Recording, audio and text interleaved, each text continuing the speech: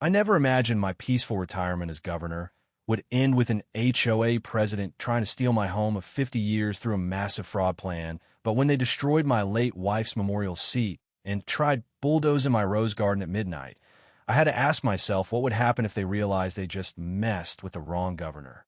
Welcome, and please subscribe for more HOA stories.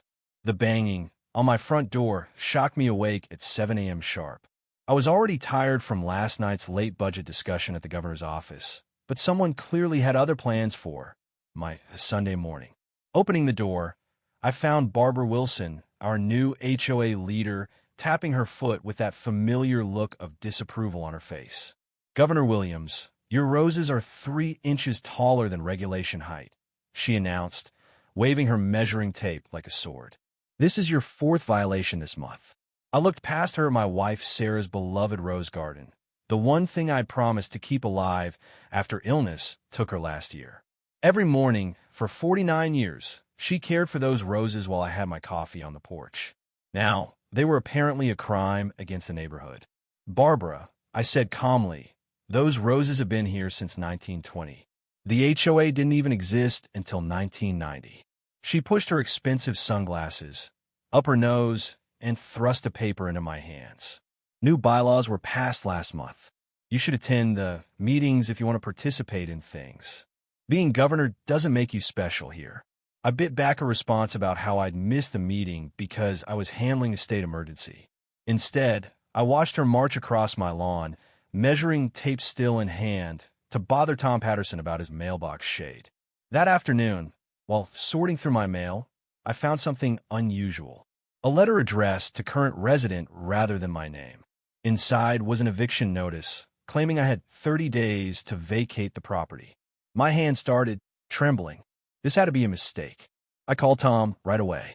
He'd been my neighbor for 30 years and served on the original HOA board. "Hey, did you get any weird mail today?" "John, thank goodness you called." Tom's voice was serious. "I just saw your house listed for sale on Zillow, posted this morning." My stomach sank. "That's impossible. I own this house completely." "Well, somebody thinks differently. The listing agent is Wilson Real Estate Group, Barbara Wilson." The pieces started falling into place. Her constant harassment about the roses, the sudden new bylaws, the eviction notice. This wasn't about garden regulations at all. I spent the next hour digging through my home files, searching for the original deed. When I finally found it in Sarah's old filing system, another document fell out. A handwritten letter from her that I'd never seen before. "My dearest John, it started, if you're reading this, something's gone wrong with the property. Check the bottom of my rose garden, 3rd plant from the left. I buried copies of all our important files there in a waterproof container. You always tease me about being too careful with records, but I had a feeling we'd need them someday." Even after she was gone, Sarah was still guarding our home. I grabbed a spade and headed to the garden, not caring that I was still in my attire from yesterday's meetings. As I dug beneath her favorite piece rose, I heard Barbara's tone coming from next door. "Of course, it's lawful," she was saying to someone on her device. "The digital transition mixed up some ownership records, and we're simply fixing them. By the time anyone figures it out, the deal will be final." She laughed. "Even the governor can't challenge City Hall." My tool hit something hard. Inside the metal case, I found exactly what we needed. Our original contract, property surveys, and every HOA document we'd ever signed, including one from 1990 that specifically secured our pre-existing garden. I looked up to see Barbara watching me from across the fence, her phone call forgotten. For just a second, her confident expression slipped when she saw the box in my hands. Then, she turned and rushed toward her house, already dialing another contact. The sun was setting behind my home of 50 years, casting long shadows through Sarah's roses. As I held our property records, I realized this wasn't just about keeping our home anymore. How many other homes had Barbara adjusted during the digital transition? And more importantly, how did she not realize that a governor might know a thing or two about investigating fraud? I picked up my phone and called James Martinez, our state attorney. "James, remember how you said you've been looking for a solid case against real estate fraud? I think I found something interesting in my own backyard." I heard Barbara's voice again, now shouting into her phone about emergency, HOA meetings, and document shredding. But for the first time all day, I smiled. Sarah had always said our little Victorian house had selected us for a reason. Maybe she was right. I couldn't sleep after finding that eviction notice, so I went down my basement where I keep all my important records. My hands were shaking as I pulled out the old metal safe Sarah and I had bought when we first moved in. Inside was our original deed from 1974, the paper yellow with age, but still perfectly clear. Next to it lay 50 years of property tax receipts, each one carefully filed by my Sarah. She was always the organized one. The sound of a car door slamming made me look up through the basement glass. A fancy real estate agent's vehicle had just pulled up. A car had parked in front of my house. My neighbor, Tom Patterson, was running across his lawn in his pajamas, trying to wave them away. I hurried upstairs and opened my front door just in time to hear the agent say, "The open house is scheduled for this weekend." "There must be some mistake," I said, still holding my old deed. "I never listed my home for sale." The agent gave me a puzzled look and pulled out her tablet. According to the county records, this property was just listed by the Valley Creek HOA. She turned the screen toward me, and my heart nearly stopped. There was my home, listed for $850,000, with pictures I'd never seen before. I called my old friend, James, at the county records office right away. While I waited for him to check the files, I went through more of my papers. That's when I found something strange. A notice from 6 months ago about the HOA modernizing their records. Barbara had made a big deal about going paperless, saying it would make everything easier. I hadn't paid much attention then. I was dealing with a state budget crisis. Tom came over with his laptop. He's good with computers, much better than me. Together, we looked at the HOA's new online system. My stomach dropped when we found my property record. According to their database, I had transferred my deed to the HOA during the digital transition, but I had never signed anything like that. "Look at this," Tom said, pointing to his screen. He'd found 5 other homes in our neighborhood that had similar transfers, all belonging to people who'd lived here for decades. All of them had gotten complaints from Barbara about their yards or paint colors in the past year. Just then, James called back. "Governor," he said, his voice serious, "something's not right here. The digital deed has a signature date from 3 months ago, but according to my records, you were giving a speech in the Capitol that day. I'm looking at the video right now. My security team called next. They'd spotted someone taking pictures of my house. When they went to investigate, the person claimed to be measuring for renovation work ordered by the HOA. I hadn't approved any renovations. I was writing all this down when I got an email from Barbara. Just wanted to remind you that the HOA has full authority to maintain community standards. The buyers this weekend are a lovely young couple. They understand the importance of proper lawn care, unlike some of our current residents. The pieces were starting to fit together, and I didn't like the picture they made. Barbara's real estate company handling all the HOA's transferred properties. The sudden complaints about longtime residents. The mysterious digital transition. My years in politics had taught me to spot a scheme, and this had all the marks of one. A movement caught my eye through the window. More cars were pulling up outside.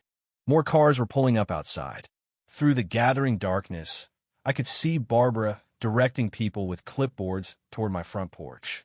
She looked up, saw me watching, and gave me that same smirk she'd had at last week's HOA meeting when she complained about my roses.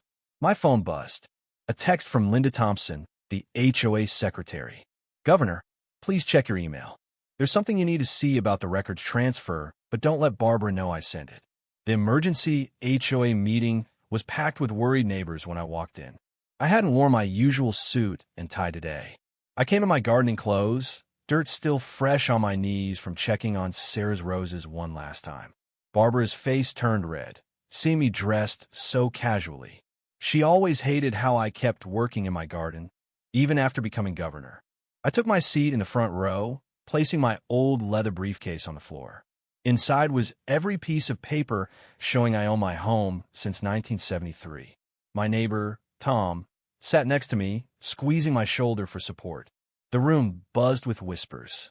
Nobody had ever seen an emergency meeting called so suddenly. Barbara stood at the podium in her fancy red blazer, tapping her manicured nails on the wood. "Governor Williams," she said, my title like it was something gross. "I assume you're here to discuss the property situation." She smiled, that fake smile I'd seen too many times when she complained about my garden hose being visible from the street. "You could say that," I replied, keeping my voice steady, like Sarah taught me during my first campaign. "I'm here about you, trying to sell my home without my permission." The room got so quiet you could hear the air conditioning hum. Barbara's smile got bigger, more dangerous. She pulled out a thick stack of papers from her designer bag. "Actually, according to our new digital record system, you haven't owned that property since last year's database update." I stood up slowly, my knees creaking a bit. "Barbara, I've lived in that house for 50 years. I have every document since 1973, right here." I patted my briefcase. "You can't just type something into a computer and make my home yours to sell." "Oh, but I can." She waved her papers around. "See, when we updated our systems, we found several irregularities. Your property wasn't properly registered under the new HOA guidelines.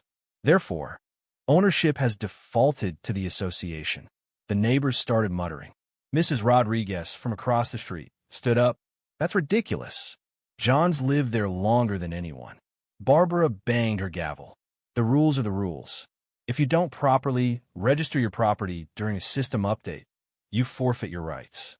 It's all in Section 47B of the new bylaws." That's when I smiled, reaching into my briefcase. "Interesting you mentioned those new bylaws, Barbara. I have here the original HOA agreement from 1980. It clearly states that any changes to registration requirements must be approved by a 75% vote of homeowners." I pulled out another paper. "Look what I found in the county records. No such vote ever happened." Barbara's face went pale. She shuffled through her papers faster. That's not relevant. "The digital transition supersedes the law," came a deep voice from the back. James Martinez, my old friend and state attorney, stood up, "Because I'd be very interested in hearing how a computer database supersedes 50 years of legal property records." Barbara's hands started shaking. "This meeting is adjourned." She grabbed her papers, but in her hurry, one fluttered to the ground. Tom picked it up before she could snatch it back. "Hey, this is a sale contract dated 3 months ago." Tom's voice rose in shock. "You've been trying to sell John's house since January?" The room erupted. Barbara backed away from the podium as neighbors started shouting questions. Through the chaos, I watched her pull out her phone, fingers flying over the screen. Later, we discovered she was deleting emails. But she didn't know about the backups Linda had already saved. "Barbara," I said, my voice cutting through the noise, "I think you should know I just signed an executive order this morning creating a state task force on housing fraud. Would you like to guess who's leading it?" She ran for the door, high heels clicking on the tile floor. But James was faster, and 2 police officers were already waiting in the lobby. I saw her designer bag drop to the floor, spilling more papers that would lead us down a rabbit hole none of us expected. Tom picked up the gavel Barbara had left behind. I moved for an immediate vote to remove Barbara Wilson as HOA president. All in favor? Every hand in the room shot up. But somehow, I knew this was just the beginning. I sat in my study, staring at the walls of evidence we'd gathered against Barbara. Something wasn't adding up. The paper trail was too messy for someone as careful as her. That's when Linda Thompson, our HOA secretary of 15 years, knocked on my door with tears in her eyes and a USB drive in her shaking hands. "Governor Williams, I can't sleep at night anymore," she whispered, closing the door behind her. "Barbara didn't just target your home. There's so much more." My security team swept the USB drive before I plugged it into my computer. What we found made my blood run cold. Spreadsheets, property records, fake documents, all meticulously organized by date and neighborhood. Barbara hadn't just changed my property records. She'd been slowly taking over homes throughout the entire county.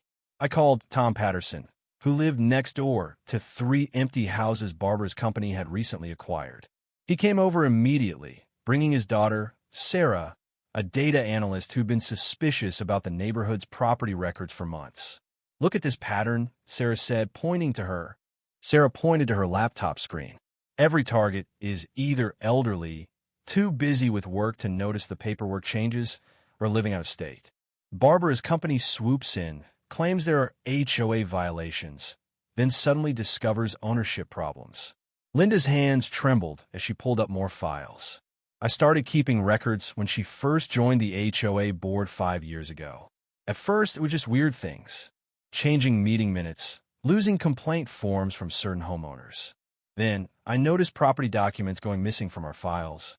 Tom paced my study, his face getting redder by the minute. Remember the Andersons? Lived here for 40 years. Barbara claimed they'd agreed to sell their house because of HOA violations. They moved to Florida last year, heartbroken. I picked up my phone, but Linda grabbed my arm. Wait, there's more. Barbara has a whole network. Real estate agents, contractors, even someone at the county records office. They're all in on it." Sarah pulled up another document that made my heart stop. A list of future targets. 30 more, homes in our neighborhood alone. Next to each address were notes about the owner's vulnerabilities. Next to my name, it said, "Too busy with state duties to notice changes. Wife deceased. Emotional attachment to property makes proper legal review unlikely." They've been studying us, learning our weaknesses, using our lives against us. I thought about my rose garden, the one Sarah had helped me plant when we first moved in. Barbara hadn't targeted it because it violated HOA rules. She targeted it because she knew it would distract me with grief and anger while she worked on stealing my home. Linda showed us emails revealing Barbara's next move. She planned to present evidence at next week's HOA meeting that several more residents had failed to properly transfer their deeds during the digital transition. It would look like a simple clerical error that just needed to be corrected. "The thing is," Sarah said, pointing to her screen, "I checked the original county records. None of these ownership changes ever went through proper legal channels. Barbara's been creating parallel paperwork that looks official but isn't properly registered. She's counting on no one checking the actual county records." As we dug deeper, Tom noticed something odd about the dates. Every property takeover attempt happened during major state events, when you'd be too busy to pay attention to neighborhood drama. I sat back in my chair, finally understanding Barbara's full game. She hadn't just been stealing homes. She'd been building an empire right under our noses, using our trust in the HOA system against us. The question wasn't just about saving my home anymore. It was about stopping her before she destroyed our entire community. Linda stood up straighter, her fear turning to anger. "I have copies of everything, Governor. Every email, every fake document, every secret meeting recording. I've been saving them for years, waiting for someone strong enough to take her down." I looked at the faces around me. Linda's determination, Tom's righteous anger, Sarah's analytical focus. Barbara might have money and connections, but we had truth and community on our side. She was about to learn that messing with people's homes was a dangerous game, especially when one of those people had the full power of the governor's office behind them. Sarah's laptop pinged with a new alert. Barbara had just called an emergency HOA meeting for tomorrow night. We looked at each other, knowing this was it. The time for gathering evidence was over. Now we had to decide, did we spring our trap, or was Barbara about to spring hers? I was just getting ready for bed when my phone buzzed. It was Tom, his voice shaking. "They're here with bulldozers." I rushed to my window and saw the yellow machines crawling up my street like giant monsters in the dark. My security team was already moving, their flashlights cutting through the night as they surrounded 3 men in construction gear. The HOA president gave us permission, one worker claimed, waving a document that looked official. But I knew better. I'd been signing official papers as governor for years. Even from my window, I could tell this one was fake. My hands were shaking as I called the police, but my voice stayed steady. I learned that trick from years of handling state emergencies. While waiting, I opened my laptop and started live streaming everything from my security cameras. If Barbara wanted to play dirty, she'd have to do it with the whole internet watching. The police arrived in minutes, their sirens silent, but lights flashing. Officer Rodriguez, who'd grown up in this neighborhood, took one look at the paperwork and shook his head. "This authorization is dated for next week," he said, holding back a smile. Barbara hadn't even bothered to check the dates when she forged it. I thought that would be the end of it. I was wrong. The next morning, while my security detail changed shifts, something caught my eye through the kitchen window. Barbara was standing by Sarah's memorial bench, phone in hand, talking to someone. Before I could get outside, she was gone. But what she left behind broke my heart more than any bulldozer could. Sarah's beautiful bench, where she used to read stories to our grandkids, lay in pieces. The bronze plaque with her name was missing. Our favorite quote about love and roses was scratched out. 50 years of memories, shattered like the marble pieces scattered across my lawn. I heard Tom's back door slam. He was already running over with his phone out, recording everything. Linda, from across the street, joined us, crying when she saw the destruction. "I got it all on my security camera," she said, pulling up the footage on her phone. Barbara did this herself, not even an hour ago. But then, Linda gasped, zooming in on her screen. In the background of her footage, barely visible behind Barbara's shoulder, there was a man I recognized, the same developer who'd been trying to buy up the whole block for years. They were both looking at papers, pointing at different houses on our street. My security team found 3 more hidden cameras installed around my property, all linked to an unknown IP address. Barbara hadn't just been harassing me. She'd been studying my schedule, learning when the house was least protected. I sat in my garden, surrounded by the pieces of Sarah's bench, and felt something change inside me. Barbara didn't know about the hidden camera in Sarah's old birdhouse, the one I'd never had the heart to take down, or about the GPS tracker my security team had quietly placed on her car after the first threat started, or that her phone had been automatically connecting to my property's guest Wi-Fi, logging every visit. As I picked up pieces of marble, my phone lit up with messages from neighbors sharing their own security footage. Barbara had been busy last night, putting condemned notices on every house owned by someone over 60. But she made a big mistake. The notices used the official state seal, my seal. I looked at the broken pieces of Sarah's bench, remembering how she always said everything happens for a reason. Maybe she was right. Barbara thought she was destroying evidence. Instead, she'd given me exactly what I needed to stop her. Proof she was impersonating state officials. That evening, as I watched the sunset paint my roses gold, my phone buzzed with an alert from my security system. Barbara was back, this time with a whole team of people in suits. But when she saw the state police cars parked quietly along the street, her face changed. She finally realized what her greed had done. She hadn't just picked a fight with an old man who loved his garden.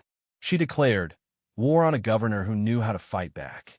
The morning started with sirens, not the usual kind that came with my security detail, but the loud ones that meant business. I was sipping my morning coffee when 3 state police cars pulled up to Barbara's house across the street. My neighbor, Tom, ran over, still in his bathrobe, nearly spilling his own coffee. "You won't believe what Linda just sent me," he said, holding up his phone. The HOA's financial records were displayed on the screen, showing money transfers to offshore accounts. Barbara hadn't just been stealing homes. She'd been running a full-blown criminal operation. I watched from my porch as Barbara emerged, still wearing her designer pajamas and that pearl necklace she always bragged about. Even now, she kept her nose in the air like she owned the whole neighborhood. The officers read her rights while she stood there, hands cuffed behind her back, her perfect hair getting messed up in the morning breeze. "This is ridiculous," she shrieked, loud enough for the whole street to hear. "Do you know who I am? I'm friends with Senator Parker." That made me chuckle. Parker had lost his seat last year after his own scandal. Neighbors started coming out of their houses, some still in bathrobes, others dressed for work but too curious to leave. Mrs. Johnson from number 42 brought out her phone, recording everything. Her hands were shaking. Barbara had threatened to fine her last month for having a wheelchair ramp that was an eyesore. The state investigator, Agent Rodriguez, walked over to brief me. 3 counties, 17 neighborhoods, and over 40 homes targeted, all following the same pattern. Digital records mysteriously changed, sudden eviction notices, quick sales to Barbara's real estate company, and massive profits from flipping the properties. Governor Rodriguez said, "Hand me a thick folder. Your home wasn't the first, but it'll be the last." We found evidence going back 5 years. Some victims lost everything. A news van pulled up Channel 5, then another from Channel 9. Barbara saw them and suddenly changed her tune. Governor Williams orchestrated this whole thing. She screamed, mascara running down her face. He's trying to discredit me before the election. Ask him about the bribes. I stayed on my porch, calm as could be, drinking my coffee. The reporters looked at me, then at Barbara being loaded into a police car, then back at me. They knew who to believe. 20 years in public service had taught me one thing. The truth always comes out. Linda arrived, carrying boxes of documents. She looked tired but proud. "I've been gathering evidence for months," she told the officers. "Every fake document, every changed record, every illegal sale." Barbara thought nobody would notice because she only targeted older residents who might not check their digital records. More police cars arrived. They were heading to Barbara's real estate office downtown. Tom squeezed my shoulder. "Sarah would be proud," he said quietly. "Remember how she always said your stubbornness would save the day someday?" The investigation was spreading like wildfire. By noon, we learned Barbara's company had connections to similar schemes in 2 other states. The FBI was getting involved. My phone kept ringing with calls from other governors, senators, even the attorney general. Barbara's last words before the police car door closed were about my upcoming re-election campaign. She thought this was all about politics. She never understood that some things matter more than power, like home, community, and doing what's right. I looked at my rose garden, at Sarah's broken memorial bench, at our home of 50 years. A young reporter approached, microphone ready, asking about my campaign plans. I smiled, thinking about the retirement papers sitting unsigned on my desk at the Capitol. Barbara had assumed I was fighting to keep my position as governor. But as I watched her being driven away, I realized this was never about staying in power. The real question was how many other Barbaras were out there, thinking they could prey on good people just trying. On major decisions, she pointed to a specific clause. "We're calling it the Williams Act." I felt tears welling up but blinked them away. Sarah always said, crying was just the heart's way of nourishing hope. And right now, hope was blooming all over our town. Families who'd lost their homes to Barbara's scheme were moving back in. The community was healing. As the morning wore on, more neighbors stopped by. Each had a story about Barbara's bullying, about feeling helpless against her schemes. But now, they also had stories of victory, of justice, of unity coming together. My rose garden had become a symbol of standing up to dishonesty, one flower at a time. I looked at my home of 50 years, its Victorian beauty unchanged despite Barbara's best efforts to take it away. Sometimes the biggest battles start in the smallest place as a garden, a bench, a house. And sometimes just refusing to back down can shift everything. Standing there with my neighbors, watching the roses catch the morning light, I realized this wasn't just about saving my house anymore. It was about protecting the places and people we love, about standing up to oppressors who think they're above the rules. I picked up my gardening tools, ready to plant another rose bush. After all, I had a lot more flowers to plant and a society to rebuild.